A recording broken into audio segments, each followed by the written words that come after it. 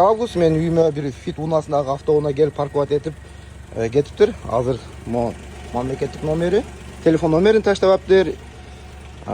Эшигин ачып карасам, алдыңкы слева Мелсер кызматкеринин фуражкасы турат. Как факт далил катары силерге көрсөтүп коеюн.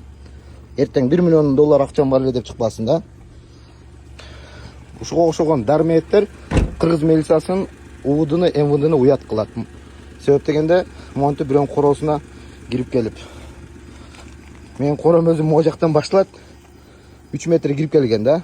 Мейли телефон номерин таштап койсо, бул менин үйүм. Телефон номерин таштап койсо, зона кылып күтүп турат элек, чыгып келип, алып чыгып койсо, чыгып кетет элек. Адамгерчилик катары түшүнөт элек. 5 мүнөт күттүм жерде, может коңшуларга келгендир десем, эч кимге келбептир. Кайга зона кылсак, дежурный алдыдагы азыр барат деди, ошо боюнча 20 мүнөт болду, эч ким келген жок. Азыр жеке зона кылдык, азыр келип калса керек. Муну эмне дейм, бирөөнүн короосуна кирип токтоткондорду мен дарме дейм.